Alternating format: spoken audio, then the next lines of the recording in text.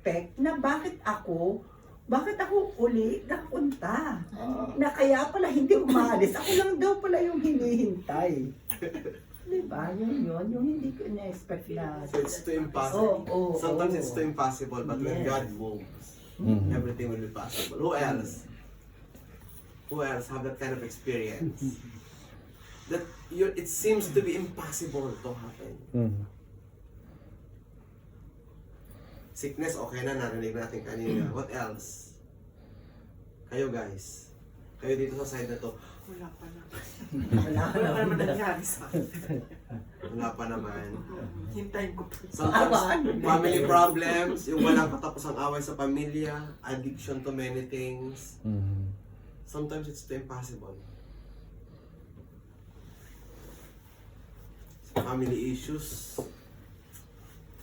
it's too impossible. But God says, focus on the promise. Next, faith believe that God is willing and able to fulfill His promise. Do you believe that God is able? Amen. Amen.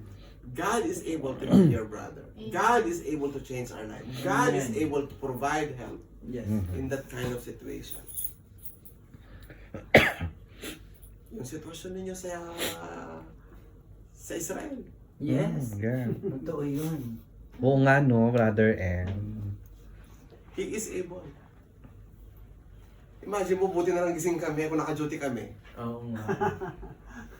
Doon, nandiyan naman sila Nina. Halos maghapon na siyang Naaway na ako ni Joan eh. Oo. Pag-away na ako kay Kuya Al. At least, it's God's will na it's our off. Mm-mm. And we are on that Bible study. And after the Bible study, we just drink coffee wherein nakasagap ako ng signal. Mm-mm. Pagkasagap ko ng signal, pumasok ang message. Eh kung wala, kasi usually I don't have signal, I don't have data, I don't Last have minute wifi. na yun talaga. Last minute yun. Mm. Last minute din And yun. then we went home. At least pagka uwi, doon naghanap ng ticket. Kasi kung that time hindi pa kami nakaano, ano na kami, alisin na kami. Kasi kung wala naman ako nakuha na sagap ng signal, baka magdamag pa kami doon sa kalsada nila Ricky. It's good that we drink coffee. No, juice, no? Because after the Bible study, we went out to eat. Fruit juice. And then at the time, I received the message from Pinungalan. Or else. But so, God is able to fulfill the promise. To send help Yes. in so many ways. Mm. Totoo. Dito na si Irene? Wala pa. Wala. The situation of Irene. God is able to send help. Mm-hmm. Di ba? Dahil sa pananampalataya, in Hebrews 11:11, dahil sa pananampalataya nagkaanak si Abraham, kahit na matanda na siya at baog ang asawa niyang si Sarah. Dahil naniwala si Abraham na tutuparin ng Diyos ang pangako niya na magkakaanak si Sarah. Because he believed. When we believe, there is power. What is the Bible says? In Mark 11:24, kaya tandaan ninyo. Sige, can you read it in English, please? Please memorize this word, very powerful. Memorize this word. May naamoy akong... Amoy sunog. Baka sa labas, sa mga... Binakasabi. Okay.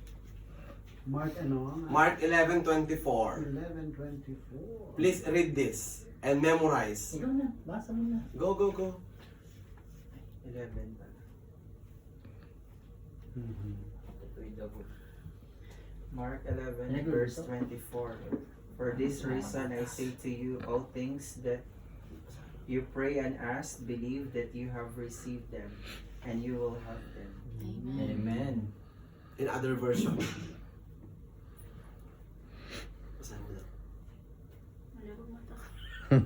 Okay, basahin mo. Yung ibang version. Ito po ba? Mark 11. Yan. Sige, yan na yun. Therefore I say to you, what things soever you desire, when you pray, believe that you receive them, and you shall have them. Okay. Ibang version naman yan. Therefore, I tell you, whatever you ask for in prayer. Okay, ang ganda na sinabi niya ha. Mhm. Therefore, I tell you, whatever you ask for in prayer, believe that you have it. Believe that you have received it, and it will be yours. Amen. So, kailangan din doon ang believe. Mhm. Okay? Pero, maganda rin yung number 20, verse 25. Huwag nyo rin kalilimutan yung 25. Pakibasa ang karugtong kapatid.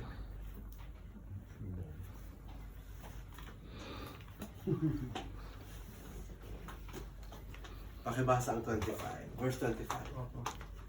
And when you stand praying, forgive if you have anything against anyone, so that your Father who is in the heavens may also forgive you your Mhm. offenses. Okay. Mm. Also forgive. Don't just ask and ask and ask and believe and believe. You need to forgive. Okay? Amen. Amen. Amen. Although it's hard to forgive, We have to. Yes. Because you don't know what will happen to later. yes. Yes. Love your Kaya enemy. tandaan ninyo, anuman, hindi sa Tagalog, anuman ang hilingin ninyo sa Diyos sa pananalangin, manampalataya kayong natanggap na ninyo. It's a past tense. Mhm. Okay? Manampalataya kayong natanggap nyo na Amen. at matatanggap nga ninyo. At kapag nananalangin kayo, patawarin ninyo muna. O may kondisyon, patawarin nyo muna ang mga nagkasala sa inyo para ang mga kasalanan ninyo ay patatawarin din ng inyong amang nasalangin. Amen. Amen. Okay? Last point. Faith believes that God is a rewarder.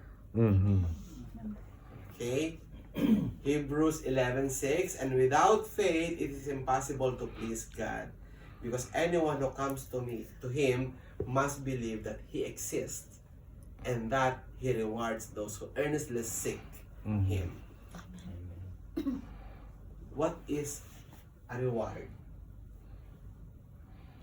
What is a reward? For me, my reward in obeying the Lord is my wife, Mhm. because he accepted me Amen. of who I am. Alam niya lahat ng naging boyfriend ko, naging ex ko. In-invite pa nga niya sa kasal ko. Yung acceptance talagang 100%. Yes. Because she believed that after all, you cannot do again. I lay down all my cards. Okay. Para wala nang Abdullah, wala nang Yes. wala nang Muhammad. So, that's my reward. That's my reward. And who is my rewarder? It's God. Amen. The job that you have, it's the Lord's reward. Amen. Your good relationship to your partner, to your colleagues is a reward from the Lord. Amen. The peace that you receive every day is a reward from the Lord. Ba, hindi lahat ng tao may kapayapaan sa puso. Correct. Amen. Yung, ang hirap magkaroon ng kasama na si Mang. Mhm. Correct. You know what si Mang? Yes. Si Mang, you know what si Mang is? What's her name? Ruth. Ruth. You know what si Mang? A colleague who is very heavy in heart. That you even started your day and you feel that he's so or she's so negative. Do you have a colleague like that? Negative Or at least vibes. all positive? Good vibes, everything. Yeah. It's so difficult if you have a colleague that is so nega. It destroys the environment, even in the house. Yes.